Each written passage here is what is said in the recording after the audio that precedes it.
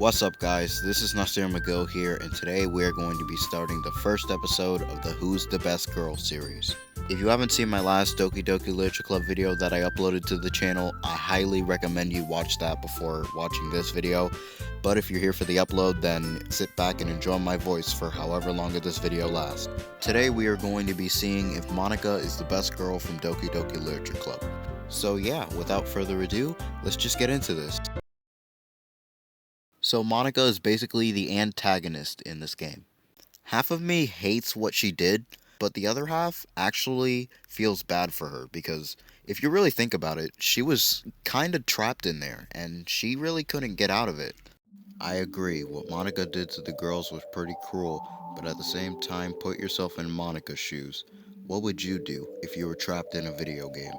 Well, I know you wouldn't try to kill anyone, but it would be an agonizing experience, right? But in the end, Monika still deleted all the girls and she left the protagonist in a traumatized state.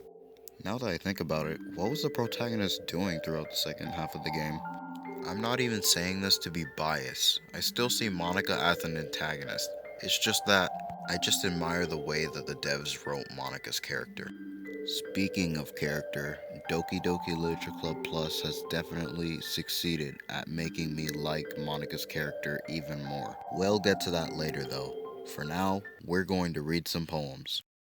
If you didn't know, Monika's first poem was called Hole in Wall. If you want to read this poem on your own, then just tell me in the comment section and I will make a whole video dedicated to the poem.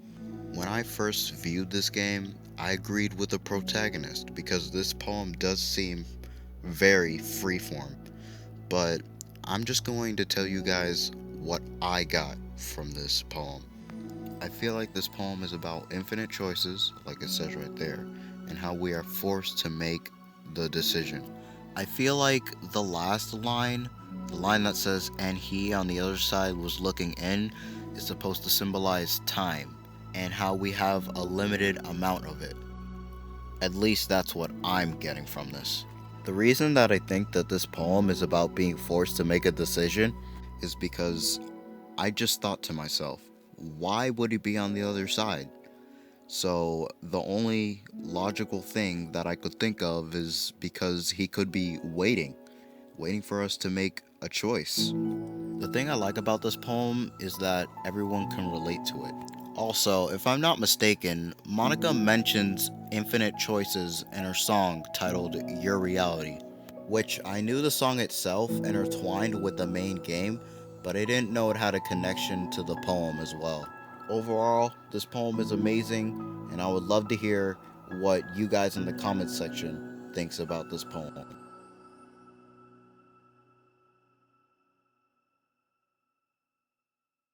Alright, this poem is called Save Me. I'm just gonna tell you guys right now, I have no idea what this poem could be about. But if we're tying this into the main game, then this could be Monika being trapped in the video game and she just wants to be let out. Before I even leave this poem, I have a question.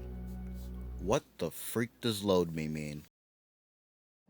Alright, the last poem that we're going to be covering is called The Lady Who Knows Everything. So this poem is basically based around a whole question. What if we knew everything in the world? I think the meaning of this poem is that if we knew everything, then there would be no purpose in life. At least that's what I think that this poem means. Maybe I'm stupid and Monika already said what this poem means, but hey, that's alright. At least I tried to analyze. So Monika is like our friend that we knew last school year. So wouldn't it make sense for the protagonist to be with her? Hey man, I'm not trying to side or anything. It's just that they're already familiar, so why can't they just... You know what? Never mind. Let's just move on. If you really think about it, this girl got cheated. The game just cheated her. While we're making a poem, she's not even an option to choose from. Like literally, none of the words go with her. If you keep questioning why I keep saying that Monika is trapped in a video game, go back to the part where Monika says that she has an epiphany. I can't really get the clip right now because that would be a lot of looking, but somewhere in the game, Monika says that she has an epiphany, and that epiphany is her realizing that she is trapped in a video game. While we're making a poem, she's not even an option to choose from, so you can't tell me that this girl isn't being cheated. Enough rambling on, let's just get into the next segment. Since I've already talked about Monika's poems, it's time to talk about something that isn't related to reading.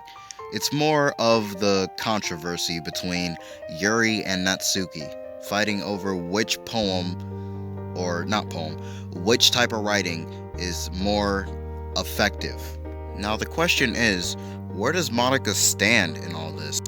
Well, we already know where she stands, right in the frickin' corner with Sayori. Just kidding, I wouldn't say anything mean like that. But for real though, Monika made the right decision not interfering with the quarreling between Yuri and Natsuki. She's a great president, and she definitely knows what she's doing.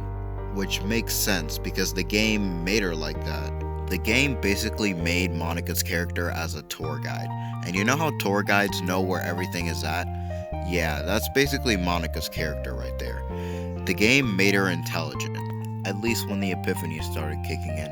I don't know, I'm basically blurting out at this point. So we have the bundle of sunshine, cute on the outside, maiden of mystery, and then there's Monika, which is the president of the club. Definitely unique, and she stands out more than the other characters, in a way. Now it's time to get into the last segment of the video. What is that segment, you might ask? Just watch.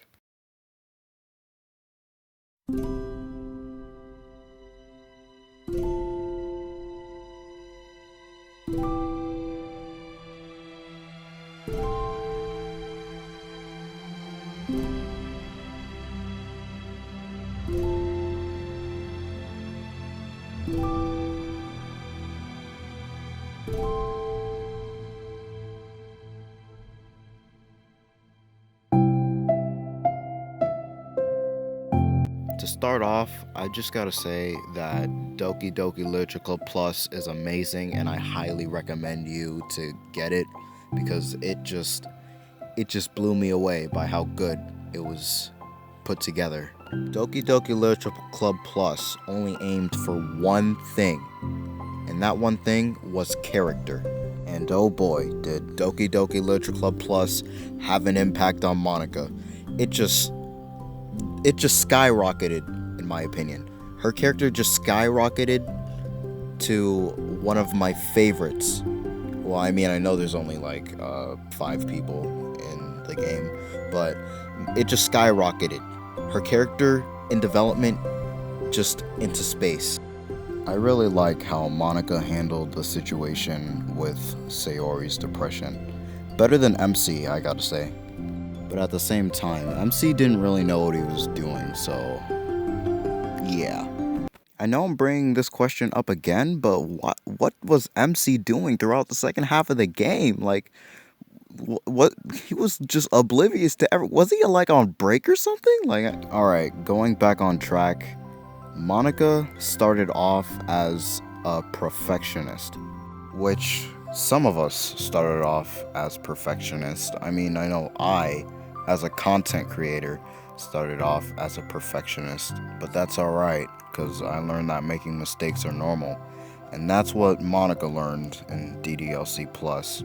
This game does a very good job at tackling very complex situations, and it's pretty well executed, if I do say so myself. Just compare the Monika from the main game to the one from this update, DDLC Plus. You can see a very big impact in Monika's character. To conclude, Monika is an amazing character with a phenomenal backstory. This character is so well written. Definitely in the running for one of the best girls in Doki Doki Literature Club.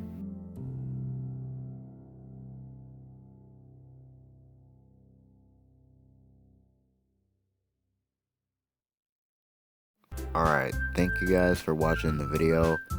Sorry if it felt like I didn't really go in depth with the character, but that's alright. If I missed anything, or if I got something wrong, then you can correct me / tell me in the comment section. Also, like I said, if you want me to put the poems in a video with my commentary plus no commentary, then I would definitely be up for that. Also, if you want me to make a video on the MC, then you can also tell me in the comment section, and I would definitely be open for that. Dang, this video takes like 10 minutes. This is probably like the longest video that I've had on the channel. Well, at least one of the longest. If I'm going to make this into a series, then I at least need to decide on which girl I'm probably going to do next. Which I think I'm gonna do Yuri. Might change my mind, but I'm just going to stick with Yuri for now. Well, one girl down, 3 more to go. As always, I love you guys so much. I hope you all have a great day or night, depending on when you're watching, and I'll see you guys later. Goodbye.